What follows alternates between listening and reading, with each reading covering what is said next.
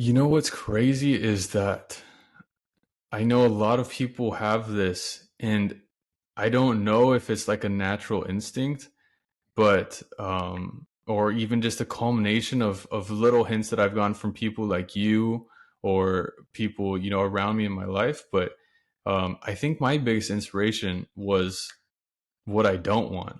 And I think a lot of people don't realize like your biggest, the biggest way to find motivation or passion for something is thinking about what you don't want in life. And I realized like I don't want to be told what to do. I have a really hard time taking instruction from people. And I don't know if it's from some childhood trauma, probably is. But, I want to have full control over my freedom. So, like, the biggest thing for me is I don't want to feel trapped in any way. Um, and I think, like, the only way I envision my life is by being my own business owner that, I run my own agency or whatever that transforms into, and I just don't think I could be working for someone else. Must be nice to be a business owner. Welcome to the podcast where we interview business owners and get actionable tips and exclusive insights. Check out our newsletter coming out every other Monday at mustbenice.news. Thank you to sharework.com for sponsoring mustbenice.news. If you have a business, if you have a business card, social media, make sure that you're not drawing attention to your competitors on Yelp. Go to Sharework Web Design for your website. Sharework, ShareWRK.com. Sharework, without a no, is the best web designers for your business. So, Perfect. who are you, Elijah? And how did you get into this business? What is your business? What's going on with you? Definitely. No, I'm appreciate you asking that. So I guess a little bit about me. So I was born in Hawaii, kind of into a poverty level. Never really surrounded by success. My family, just lived paycheck to paycheck. So that's what I kind of perceived life as. I thought work was just something that you had to do to get by. Had a very religious family, went to a religious school, and frankly, wasn't really inspired to do much more. Like I just thought work was just a simple part of life. If you're successful, you're born into it. But quickly realized that that wasn't the truth. Going into high school, I did a lot of gaming, which meant I was on the computer a lot. So I kind of naturally got into design. I have this creative sense in me. I love art, and I found Photoshop. And funny enough, it was my at the time I was on my mom's laptop, and so I got this pirated version of Photoshop, and her laptop was so slow. So when I was designing stuff on there and just messing around, it would take forever to render to work on there. But I somehow made it work, and I actually started offering, some business to people that needed, like on forums, if they had a thread or something.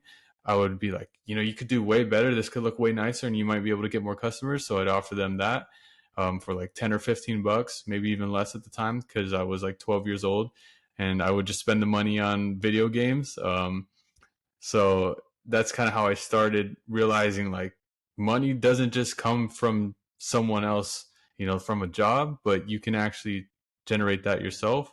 Quickly turned into, me making uh, the marketing business that I have today, and saw a lot of growth since then so So far. what was that first post like back in the day? So what forum did you go on, and what was this? Man, I probably shouldn't even say this, but I was on like hacking forums. So like it's all these guys talking about hacking video games, and like they would be selling these menus. They're called mod menus, and you basically, like, if you want to get in Call of Duty and uh make a hacked lobby, like, you would sell this hacked mod menu, and I'd go to them and be like, there's a reason why you're not number one right now. It's because you need a new design. So I would go, and they'd be, I'm down 10, 15 bucks. I sell this for 30 bucks ready. So that's basically how I started. And I realized I probably shouldn't be there. Funny story enough. I don't even know if this should be here. One of the guys that I worked with, He made a lot of money, and he was called the Professor. And don't come at me, Professor. It's been a long time, but um, he he basically, I didn't deliver the way that he wanted, and he saw that I was a target, so he actually got into my computer, logged into my school account. He logged into my parents' bank accounts. He found my social. He found my mom's social, and he threatened me and said, "I'm gonna need 6K, or this is getting released online." And so I went to the police, and the police literally questioned me. They're like, "Why are you on this hacking forum? What are you doing there?" And that's where I realized, like, I should not be making money in this sense. I should not be associating my people around you. And that was my first lesson in business. The people you surround yourself with is what you will become, and you will, reap the benefits or the consequences of that. Wow, wow. And were a lot of your friends, that you grew up with entrepreneurial like this? Was there other people in Hawaii like you that, were on the forums, were gaming like you? So I grew up in a small town called Hilo. It's in Hawaii. It's on the Big Island. And people aren't really like that. To be honest, the people I grew up around with, you focus the most aspiration there is to be like a supervisor for a construction company. So they make decent money, but no one's really thinking about making their own business, and if they do, it's probably like a clothing brand, or they want to sell something at the farmers market. So I guess I found that online because I was on the computer so much. I was playing a lot of video games. A lot of people that a lot of my friends at the time were actually just people I've never seen in real life. um, which is kind of weird to say. Like I had friends at school and stuff, but I spent a lot of my time on the computer, so Yeah. that's how I met all And the people. and what was your school education like? Did you do anything that prepared you for what you're doing today at all? You know what? I think over the years, away from being from high school, I realized like my school did really help me. I went to a semi-prestigious school that prepared me for, like, it was a college prep academy, private school, kind of hard to get into. But I think like just having so much discipline there, I needed to channel that discipline somewhere else. Like, I went there from kindergarten, so basically the beginning of schooling. And then I guess would that also include university, or are you just talking about? Yeah, no, everything, man. What got you here on the I, school I end? so I went to the same school as you, as we know. Went to Cal Poly Pomona, and a lot of the time when someone will tell you that just do what you love. Like if you work on something you love, you won't work a day in your life. So I really liked cars. I liked mechanical things. I liked working on um, intricate stuff. So I thought I'd go into engineering. Realized within a year, like, this stuff's cool, but I really really don't care about engineering. I don't like, it's just too much math, formulas, etc. I love math, but I'd rather use math to make more money for myself. So I went into marketing, and I learned the basics at school, but I don't think that that's where I learned to do great business. I think that it all came from experience and just failing over and over. Yeah.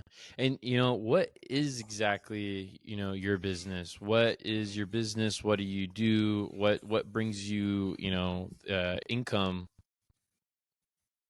So a lot of people will start where I am, and I think if you go on YouTube, the most common model is what I do, and it's a marketing agency.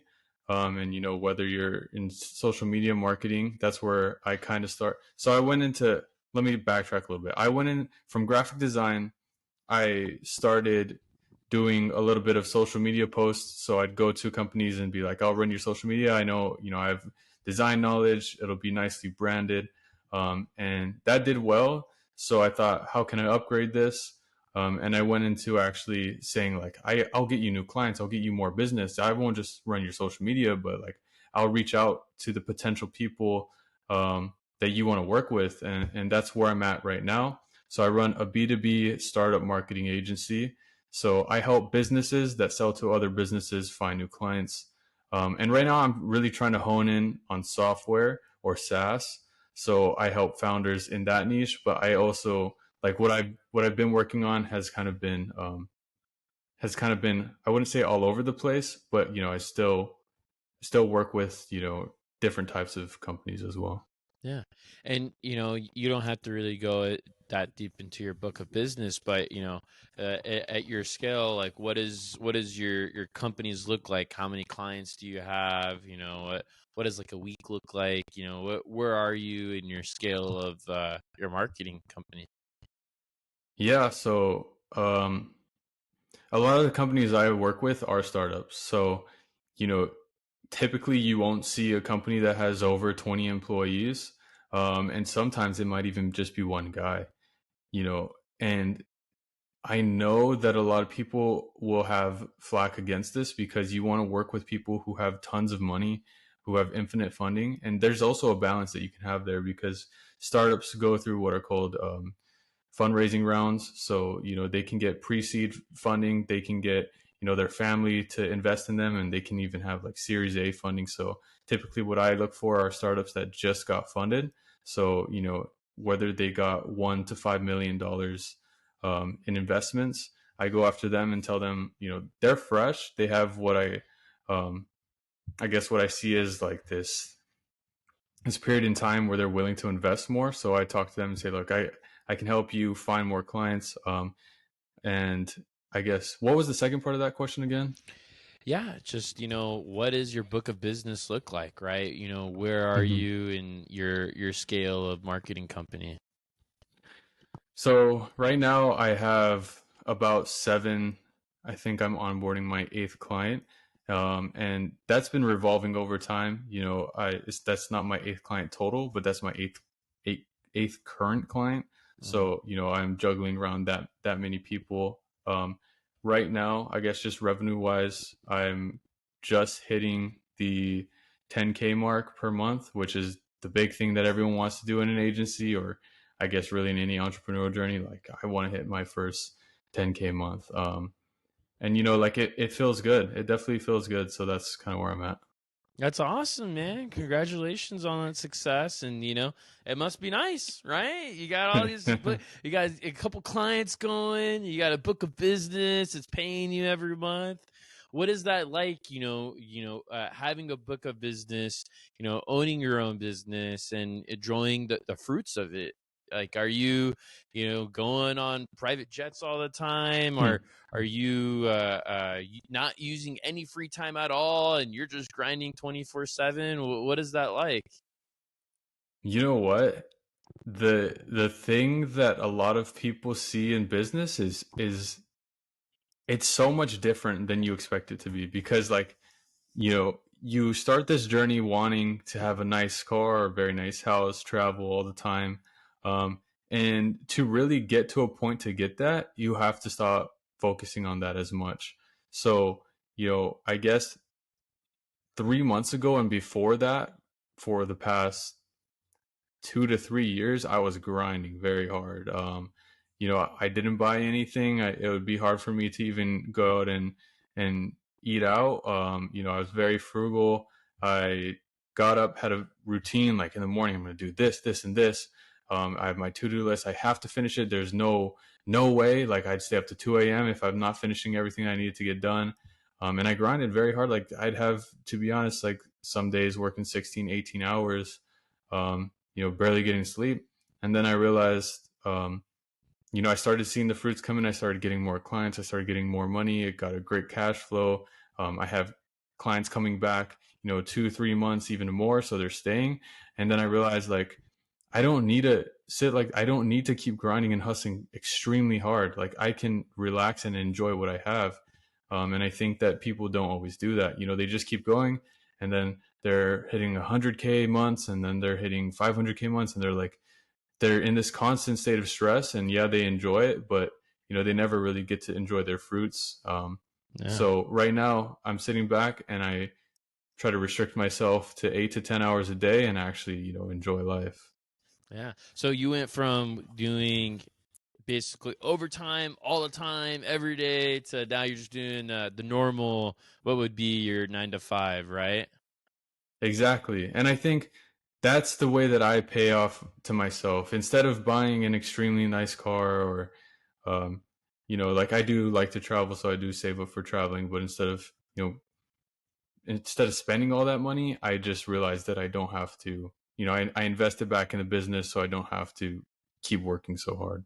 So, given the fact that you have this work to do, right? Is it like, hey, like, shoot, man, I cannot go to this last minute, doctor's appointment, or things that happen in life. Are you stuck to this like super rigid schedule, or what?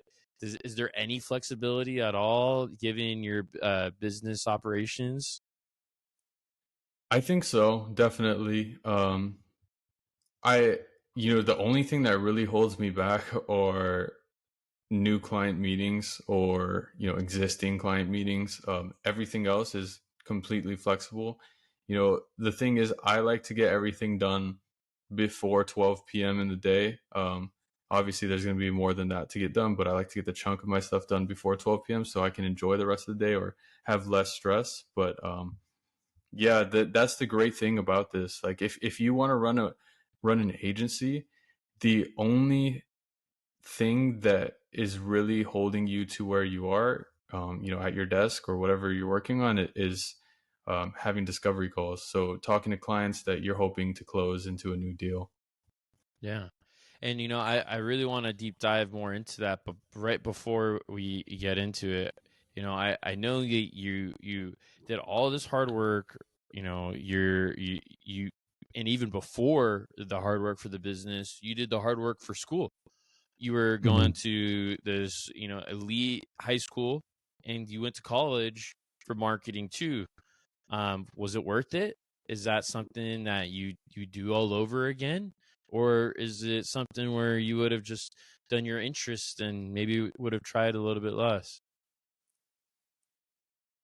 It is a controversial topic. Honestly, I not even in a cocky way, but I never really found trouble in school. I kind of felt like I was on autopilot all the way through till college graduation. I got decent grades.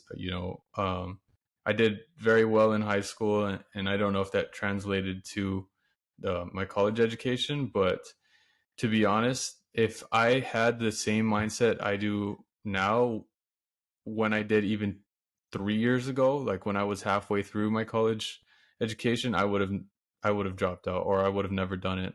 But to the people out there that do want to go to college or are currently pursuing the education, it really depends on what your goal is. If you know exactly what you want to do and you have proven to yourself that you have the hustle to get there and you consistently go day in and day out, I'm not talking like a week or 2 weeks or you've been working hard for 2 months. Like if you've shown yourself for like 6 months that even within school that you want to pursue what you're doing, then I think you have a validation to maybe not do the educate or not pursue the education because the only reason I think you should do college is if you have a dream job. Like in particular, if you think that like I've always wanted to do this for someone else, which I think nothing is wrong with that, then yeah, go for it. But if not, if you see yourself as having your own business, um, like since the beginning, then the way to chase that is only going to be within yourself. Yeah. And, obviously there's always the innate, hey, I want to be a business owner, or I like this skill that I'm practicing, right? And in your case, it sounded like it started with those hacker forums, right? But was there anyone or something even beyond you that inspired you to be in the business that you're in today? What's crazy is that I know a lot of people have this, and I don't know if it's like a natural instinct, but or even just a culmination of little hints that I've gotten from people like you or people around me in my life. But I think my biggest inspiration was what I don't want. And I think a lot of people don't realize like your biggest the biggest way to find motivation or passion for something is thinking about what you don't want in life. And I realized like I don't want to be told what to do. I have a really hard time taking instruction from people. And I don't know if it's from some childhood trauma, probably is. But, I want to have full control over my freedom. So, like, the biggest thing for me is I don't want to feel trapped in any way. Um, and I think, like, the only way for me, the only way I envision my life is by being my own business owner that, you know, I run my own agency or whatever that transforms into, and I just don't think I could be working for someone else. Yeah. And when starting your first agency, right? When you got to the decision, I'm going to start an agency. What were your first steps? Like, did you find customers? Did you build the website? Like you said, did you just start designing and have your customers from Craigslist? What were those first steps like? Yeah, it was definitely a little rough. I guess before I even really developed my agency, I was doing a lot of freelancing and I was calling myself an agency owner, but I really wasn't. Just it's really easy to take that title on, and you know, I I don't give anyone flack if they do that, but I would use a lot of referrals. I would reach out to a lot of, my family or friends. At the time, I would even, go comment on people's social media. And I would say, like, I was building websites or I was designing social media content, anything in design. And I thought I was fairly good at it, which I was. But I realized like that's not the best way to scale. So I was doing that, you know, very, I don't know what the word is, very off and on for about a year and a half. And I thought like this is so hard, but I really got some structure in creating my own website, um, and creating my own systems and collecting more data. I think that I know this is going a little off tangent, but one thing I do want to say is if you're going if you're going to go from someone that's freelancing or someone that has just a small business to something that you can really scale, I think the most important thing is data. And I don't think a lot of people think that's such a boring, unnecessary thing, or I don't have enough, or I don't know how to collect it. But if you can find out how to collect data on what you do and really use that to analyze and adjust your business, that's how you make more money and that's how you scale into new markets and beyond. Yeah. And so, I want to get data, right? So do I go to, you know, the old phone books from 1990 and start smiling and dialing, or what does that kind of like look like, right? As far as not even necessarily, what someone else should do, but what you did, right? Mhm. So, there's a lot of ways, I guess. So there's two types of data. There's data that you collect, online or you collect from an outside source, and then there's data that you create yourself. And I think both are very important. If someone is so, is this more for someone that would want to do what I do now? Yeah, this is you sitting down with Elijah, freshman year of college, and you got to sit down at a coffee shop with him for an hour. Okay. Okay. So So Elijah's sitting down there asking this Elijah at the coffee shop, "Hey man, how do I start?" first thing is you need to understand where people are. Um, you know, if you want to collect, I guess, data as an information of who people are and how to contact them and how to reach out, there's a few tools out there that are very easy to use. So if you want to contact other businesses or if you want to talk to people that have very high level, they're very high level at a business, definitely recommend using LinkedIn or tools that are connected to LinkedIn, like Apollo.io, um, which you can get for fairly cheap, but you can export basically straight contact data, email, phone numbers. And you can also, if you don't have a lot of money, I would say use something like Phantom Buster, which has a free trial. I know we don't really want to go into too much technicalities here, but Phantom Buster and Apollo are really what broke me out to get my first handful of clients, because that's where I could collect a lot of emails, collect a lot of phone numbers, and start doing outreach there. Um, and there's a lot of tools there, which I won't go over, but Yeah. Yeah. But yeah, so if someone was starting, right, there's tools out there where they can collect data raw from the internet, or they can, go and scrape from, Googling and searching themselves and mhm. such, right? Is that kind of the first steps? Yeah, I think you should really understand who you want to target first.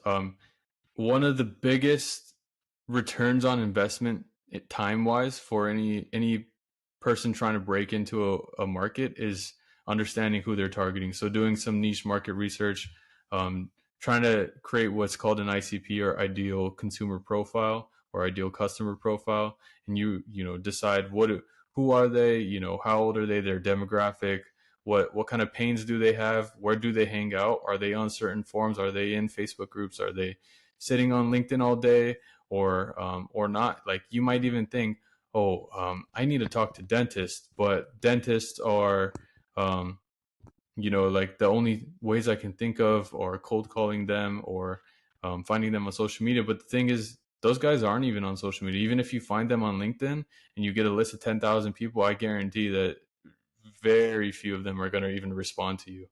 Um, so you gotta think how your potential client would think. They're then, like, even just going back on that, dentists already have enough work. They get referrals all the time. They're not looking for new business opportunities. They're just running their practice. Um, so just do some niche market research. That's awesome, man. And obviously there's the capturing the data, right? But did you in this effort, get a mentor? Did you, get someone that was your right hand man? Did you just go on the internet and before ChatGPT was Hmm. everyone's business partner, make your own? What was that like, as far as like, I got the data. What's step two? So something that took me a really long time to learn is to not solve problems two steps ahead. Um, Only solve the problems right in front of you. A lot of people will create this elaborate plan of, like, this roadmap, like, I'm going to get clients here, and then I'm going to figure out how to make this here. Oh, wait, first let me create my video, so that when I onboard them into my program, they can see all of this stuff about how it works.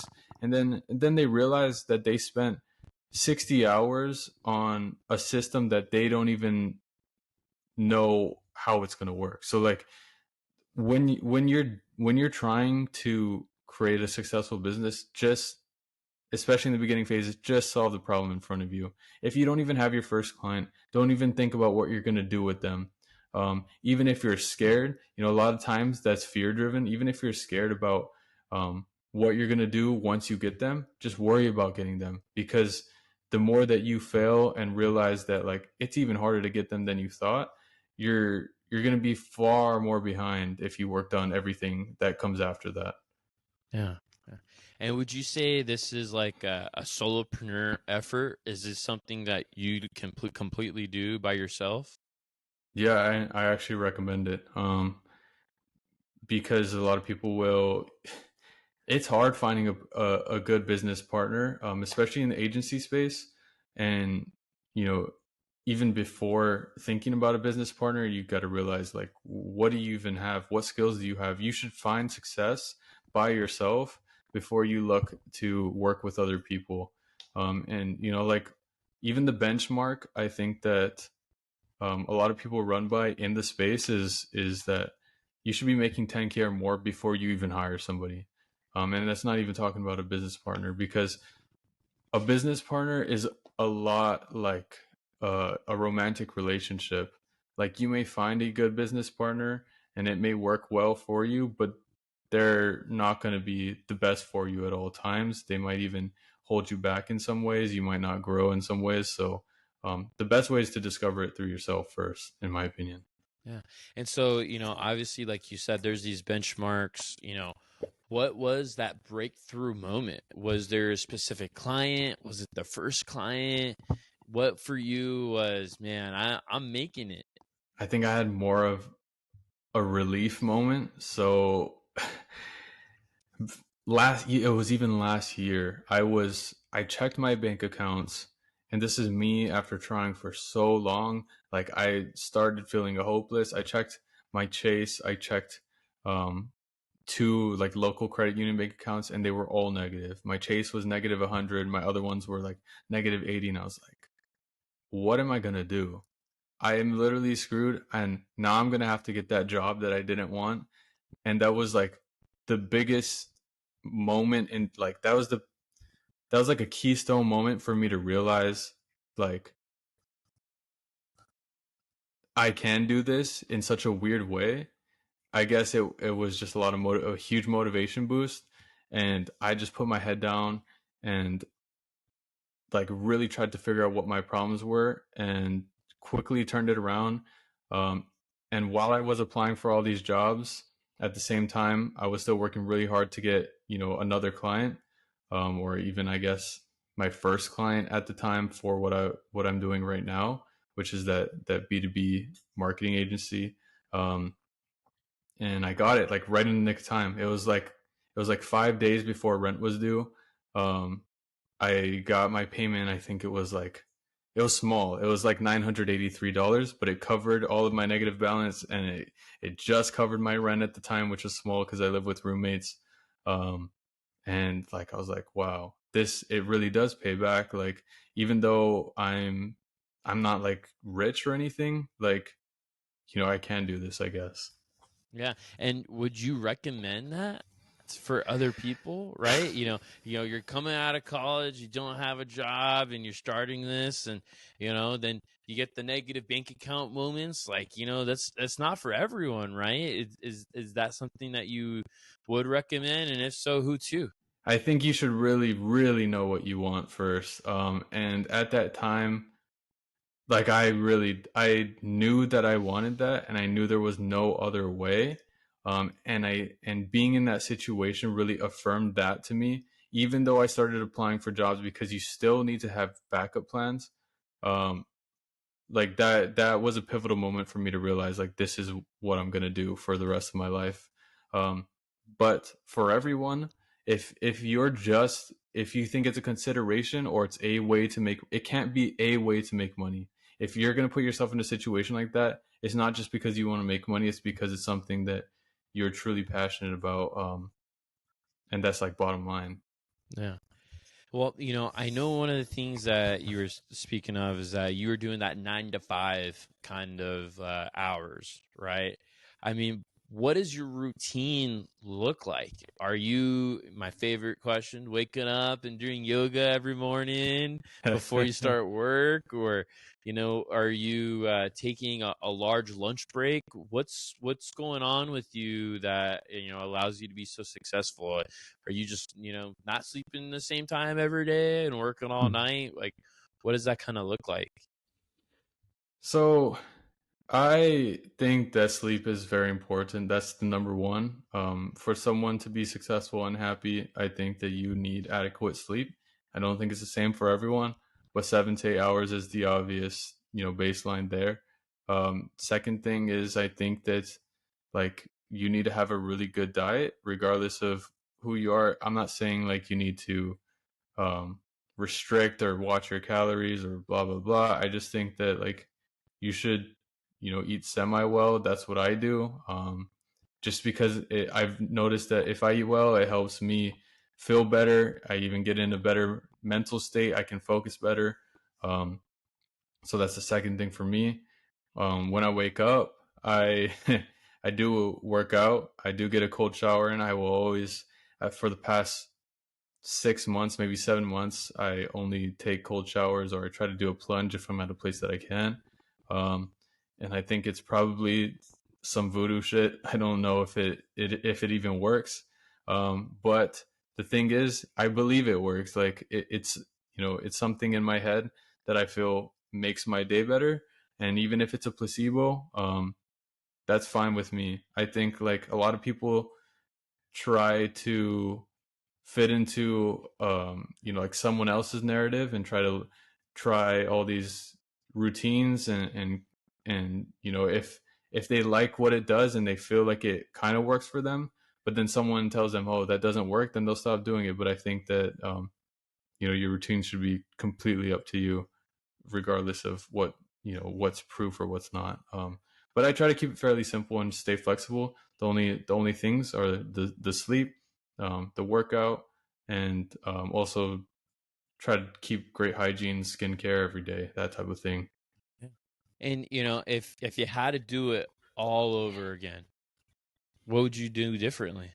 I would focus on service delivery more instead of making money, um, because someone with a great product will always beat someone who is better at getting more money. Um, the person that knows how to make someone more money will always get it back. It's just common law. The thing that's hard about that is because it's a double-edged sword. Like you can only get better at service delivery when you have a client, to give it towards, to work towards it. And a lot of times you will lose your clients. So I think that I would be a lot less fearful about ruining relationships um, and more about reversing risk on myself and trying to really perfect my craft early in the beginning. Yeah. And I know one of the things you were discussing about was, applying for jobs, even at your kind of, breakthrough pivotal moment in your business. It sounded like, if you weren't doing this as a business owner, what would you be doing?